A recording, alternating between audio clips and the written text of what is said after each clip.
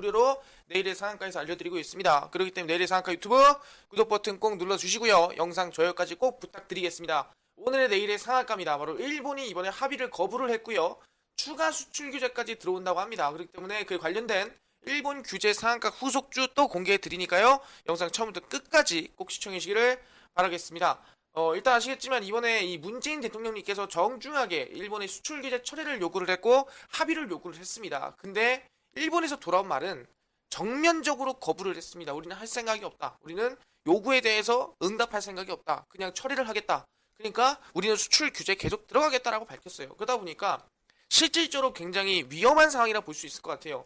전에도 얘기했지만 정부에서 아니 뭐 그러면은 우리 뭐 중소기업 살려가지고 1년에 1조씩 투자를 하고 그 다음에 일반 소재는 5조를 투자하고 거기다가 뭐 장비에는 6조를 투자해서 최소 10조 이상이 투자가 되는 실제로 정부 투자가 들어가서 이번에 반도체 규제 들어가는 거에 대해서 우리 중소기업에서 자급자족 하자라고 밝혔습니다.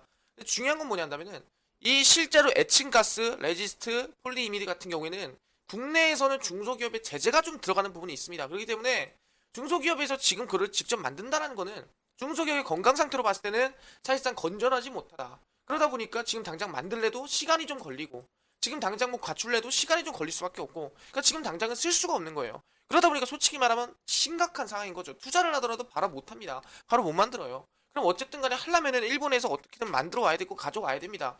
그러다 보니까 실제로 제재 처리 없다라는 말에 이재용 우리 부회장님께서 이 11일까지 일본으로 넘어가게 됐습니다. 왜 그러냐? 얘기했어요. 삼성전자가 이번에 비메모리 반도체 얼마? 133조 원이라는 돈을 투자한다고 했습니다. 근데 이 삼성전자의 비메모리 반도체를 공정을 하는데 들어가는 게 뭐냐? 비메모리 반도체라는 거는 정말 작게 만들고 그 작은 것에 기술력이 많이 들어갔을 때 가장 좋은 거다라 보고 있습니다. 근데 이 작게 만들고 기술력 좋게 만들려면은 그만큼 작은 공정, 바로 7나노 공정이라는 게 들어가야 돼요.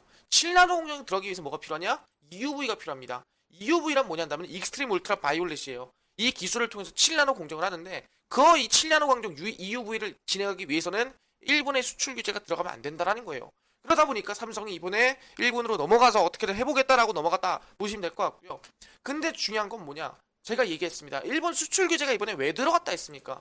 들어간 이유는 정치적인 이유라고 말씀드렸어요. 이번 7월 21일에 뭐 있다 했습니까? 일본에 참의원 선거가 있다고 했습니다. 그러다 보니까 거기에 맞춰서 아베 총리의 지지율을 끌어올리고 실제 참의원 선거의 승리를 위해서 이번에 일본 수출 규제를 이용했다. 이거 어떻게 보면 트럼프를 따라했다 볼 수 있을 것 같습니다.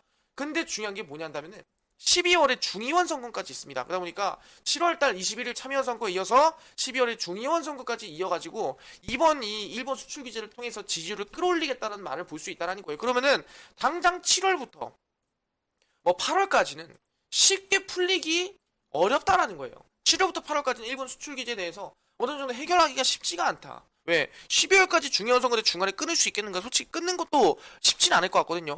그렇기 때문에 과연 지금은 어떻게 되냐? 중요한 건 뭐냐? 일본의 규제가 강해졌으면 강해졌지 약해지진 않을 것 같다. 지금 당장은. 당연히 시간이 좀 더 걸릴 거고 그동안에는 더 강해질 것이다. 그래서 벌써 이런 얘기 나옵니다. 일본의 추가 규제 움직임이 나오고 있다. 한국을 이러한 미래 동력을 겨냥한다. 그래서 추가 규제에 대한 이슈까지 나와주고 있습니다. 그럼 당연히 뭐예요? 추가 규제가 들어온다면 그 관련한 종목이 급등이 나오고 상한가 후속주가 나오지 않을까 기대해 볼 수 있을 것 같아요. 그럼 지금 상황은 뭐냐? 일본 수출 규제가 점점 더 심해질 거고 거기에 맞춰서 당연히 수혜주도 더 많아질 것으로 예상이 된다는 겁니다. 그럼 얘기하는 게 일본 이번에 추가 규제에 관련된 상한가 후속주가 어떤 종목이 있겠는가 지금 바로 공개하겠는데요. 그 전에 저희 내일의 상한가 유튜브 구독 버튼 꼭 누르시고 영상 좋아요까지 누르셔가지고 이 시장에서 가장 센 종목들 꼭 알아가셔라 말씀을 드리겠습니다. 그럼 지금 바로 종목 공개합니다. 바로 쇼박스라는 종목이에요. 아니 갑자기 영화를 봐라 무슨 쇼박스냐 물어보겠지만 뭐 국내 4대 배급사 중 하나고요. 메가박스를 매각을 하고 이제는 영화를 이제 사업체제로 하는 중심 사업이라 보시면 될 것 같고요. 이제 8월 달에 봉오동 전투라는 영화가 개봉하게 됩니다. 최근 아시겠지만 불매운동이 심해지고 있죠. 모나미에 대해서 하이테크 안 쓰고 모나미를 쓰자. 유니클로 입지 말고 신성통상의 옷을 입자. 아사히 맥주 먹지 말고 하이트 진로 맥주를 먹자. 이런 얘기 나와주고 있습니다. 그런 부분에서 불매운동이 심해지고 있는 상황이고 현재로서는 일본으로 여행 가는 티켓까지도 모두 끊어버리고 있습니다. 다 안 간다. 취소하고 이 티켓까지 다 안 간다고 국내로 돌려버리고 그런 경향이 굉장히 세요. 그래서 중요한 게 뭐냐? 이번 2019년도 8월달에 개봉하는 봉오동 전투란 어떤 영화냐? 바로 3.1운동 이후에 우리의 독립군이 우리 실제 아시겠지만 일반인으로 이루어진 독립군이 일본 군들을 유인해서 바로 승리를 거뒀던 이 전투를 봉오동 전투라고 부르는데, 그 봉오동 전투를 배경으로 한 영화입니다. 말 그대로 뭐예요? 일본군을 처참하게 짓밟아서 승리를 하는 그러한 영화가 봉오동 전투예요. 속 시원하죠. 일본 수출 규제에 맞서서 굉장히 우리의 마음을 대변하는 그러한 영화입니다. 그렇기 때문에 그 수혜주로서 쇼박스를 볼 수 있을 것 같습니다. 그렇기 때문에 이번 일본 수출 규제 수혜주로서 아마 이 불매운동에 이어서 이번에 쇼박스 우리 국가의 역사에 힘을 빌은 종목이 쇼박스다 말씀드리면서 충분히 상한가 우속주가 될 수 있을 것 같은데, 그럼 얘기합니다. 이런 종목들 어떻게 찾습니까? 나 직장인이고 주부라서 이런 종목 혼자 찾기 힘들어 하신 분들이 있을 거예요. 그런 분들에게 말씀드립니다. 그러면은 저희가 알려드리는 무료로 공개하는 곳에서 쉽게 영상도 보지 마세요. 스마트폰으로 간편하게 보세요. 어디서? 내일의 상한가는 어플이 있습니다. 이 내일의 상한가는 어플에서는 단체로 급등할 만한 테마주들 또는 당일 급등할 수 있을 만한 종목들을 무료로 알려드리고 있습니다. 그럼 어디서 그 어플을 다운받냐? 100% 무료 어플이고요. 여러분들 각 스마트폰 안에 구글 플레이 또는 플레이 스토어라고 어플을 다운받을 수 있는 어플이 있습니다. 그 어플에 들어가서 뭐라고 치냐? 바로 내일의 상한가라고 검색을 하시고요. 검색을 하시면 내일의 상한가 어플이 맨 위에 이렇게 뜨게 됩니다. 그럼 이 내일의 상한가 어플을 터치를 꼭 하시고요. 터치하시면 설치 버튼이 나옵니다. 100% 무료고요. 꼭 설치 가능합니다. 100% 무료로 설치하시고요. 들어가시면 내일의 상한가 종목 추천 있습니다. 당일 종목이 왜 급등하는가 또는 당일 상한가 갈 수 있으면 종목을 무료로 알려드리고요. 오늘의 상한가, 당일 종목이 왜 급등했는가 무료로 알려드리고요. 상한가 제로입니다. 단체로 급등 상한가 나올 수 있으면 상한가 테마주를 무료로 알려드리고요. 상한가 기법입니다. 실전 매매법 무료로 알려드리고 있습니다. 그렇기 때문에 내일의 상한가 저희 어플 100% 무료입니다. 개인 투자자라면은 꼭 필수적으로 설치하셔라 말씀드리고요. 저희 내일의 상한가 유튜브 구독 버튼, 영상 좋아요 버튼 꼭 부탁을 드리겠습니다. 구독자분들 항상 감사드리고요. 다음 영상도 기대해 주시길 바라겠습니다. 그럼 오늘 내일의 상한가 여기서 마치겠습니다. 감사합니다. 7월 9일 일본 정부가 반도체와 디스플레이 핵심 소재인 수출 규제 조치 철회와 한일 양국 간 성의 있는 협의를 바란다는 한국의 요구를 사실상 거부했습니다. 이날 일본의 경제산업성은 기자회견에서 한국에 대한 수출 규제 금지에 대해 협의 대상이 아니다라고 밝히며 이번 조치는 언제나 안보를 위해 수출 관리의 운용을 재검토하는 것이며 철회는 전혀 없을 것이라고 전했습니다. 자국에서조차도 경제 보복이라며 비판을 받고 있는 일본이 왜 이렇게 강경한 입장을 밝히고 있는지 한번 알아보았습니다. 구독과 좋아요는 저에게 큰 힘이 됩니다. 안녕하세요, 선택맨입니다.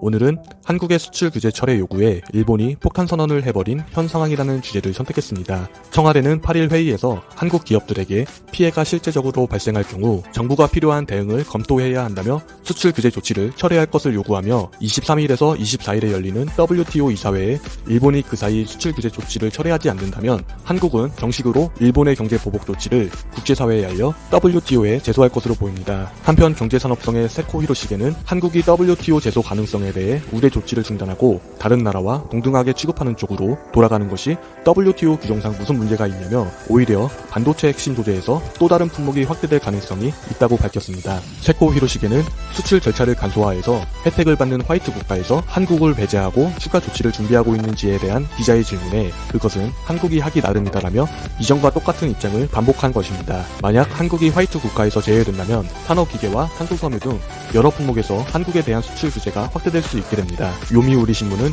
일본 정부의 한국에 대한 경제 보복 조치를 놓고 도쿄에서 양국 간 첫 협의를 진행하는 방향으로 검토 중이라고 보도했지만 일본 정부는 한국과 협의에 응하지 않을 것이며 사무적인 수준에 대응하겠다는 뜻을 밝혀 양국 간 입장 차이만 확인하는 자리로 그칠 것으로 예상됩니다. 특히 일본은 이번 조치는 WTO 규정에 위반되지 않고 조치를 철회하지 않을 것이라는 똑같은 입장만 전할 것으로 보여 한일 간 갈등이 당분간 해소되기는 어려울 전망입니다. 시청해주셔서 감사합니다. 부른다. 하지만 필자는 기득권 포기라고 이해한다. 지난 20여 년 한국의 과학기술이 자리를 잡아가면서 한국 기업들은 빠르게 국제 경쟁력을 확보해왔다. 그 과정에서 가장 큰 장벽이 일본의 부품, 소재 산업이었다. 부품, 소재는 특성상 오랜 연구 기간이 필요하다. 어렵게 국산화에 성공한 경우에도 일본의 터무니없는 가격 인하에 휘둘려 상품화와 대기업 납품에 실패하는 사례가 다반사였다. 한 발 앞서 연구하고 상품화한 일본 기업의 기득권이었다. 아베 신조 일본 총리의 수출 규제 조치는 수십 년간 쌓아온 일본 제품의 기득권을 포기하는 선언으로 볼 수 있다. 비록 일시적 수급의 어려움에다 자칫 생산이 중단되는 최악의 상황도 예상할 수 있을 것이다. 하지만 부품, 소재 기업들에는 시장이 열렸고 과학기술자들에게는 급박하게 연구, 개발에 몰두하고 성공시켜야 할 명분과 사명감이 생겼다. 대기업들에도 근시안적 전략에서 벗어나 국내 중소기업들과의 장기적인 상생의 소중함을 깨닫는 기회가 생겼다. 일본은 이번 조치로 기득권 포기와 함께 신뢰를 무너뜨리는 어리석음도 함께 범했다. 아베 총리에게 더 고마운 것은 시점이다. 일본이 언젠가 꼭 쓰고 싶었던 정책, 한국도 언젠가 한 번은 예상할 수 있었던 일이 올해 일어났기 때문이다. 만일 일본의 한국 배제 정책이 한국의 과학기술이 충분한 준비가 안 됐던 10년 전에 있었으면 어떠했을지 상상만 해도 등골이 오싹해진다. 하지만 연구소와 공장에서 집중하고 노력하면 나름대로 대응이 가능하다. 반도체 신화에 이어 부품, 소재 산업에서 새로운 신화를 쓸 때다. 한국이 노벨 과학상 1번 추월 자신하는 이유. 해마다 10월이 되면 한국 사람들은 이웃 나라 일본의 노벨상 수상 소식에 부러움과 상대적 박탈감을 느낀다. 언제쯤 한국에도 과학 분야 노벨상 수상자가 나올까? 필자는 이 질문에 매우 긍정적인 입장이다. 이렇게 자신하는 첫째 이유는 과학기술계 사정을 상대적으로 잘 알고 있기 때문이고, 둘째 이유는 양정모 사례 때문이다. 필자는 한국의 노벨상을 이야기할 때마다 양정모 선수를 아느냐고 질문한다. 양 선수를 아는 젊은 학생은 한 명도 없었다. 반면 어른들은 대부분 양 선수를 잘 기억하고 있다. 1960, 70년대 한국 사람들의 꿈은 올림픽 금메달이었다. 고 손기정 선수는 1936년 베를린 올림픽 마라톤에서 금메달을 땄을 때의 감격과 태극기 대신 일장기를 달 수밖에 없었던 암울했던 시대 상황을 회고했다. 그러던 중 1976년 캐나다 몬트리올 올림픽에서 양정모 선수가 해방 이후 처음 금메달을 땄다. 당시 신문 호의 제목은 민족의 수건 이룩이었다. 그런 양 선수를 요즘 젊은 학생들은 왜 모를까? 일본은 1928년 첫 금메달 획득 이후 한국이 첫 금메달을 딴 76년까지 모두 65개의 금메달을 보유했다. 한국은 48년간 일본의 금메달 소식을 부러운 눈으로 보고 있었다. 하지만 이제 대한민국은 금메달 120여 개를 보유한 스포츠 강국으로 자리 잡았다. 최근 30년간 한국의 금메달 숫자는 일본을 훨씬 웃돈다. 요즘 한국 학생들에게 양 선수는 120여 개의 올림픽 금메달 가운데 하나를 의미할 뿐이다. 거기에는 어른들이 느끼는 나라 잃은 서름과 가난은 없다. 학생들은 금메달을 민족의 수건이라고 더는 생각하지도 않는다. 앞으로 노벨상도 그렇게 될 것이다. 과학기술 연구의 역사가 100년이 넘은 일본과 비교하면 한국은 30년이 채 안 된다. 노벨상은 통상 20에서 30년 전의 연구 성과를 바탕으로 수여되는 사실을 고려하면 한국이 당장은 어려워도 머지않은 미래에는 노벨상 수상이 가능할 것이다.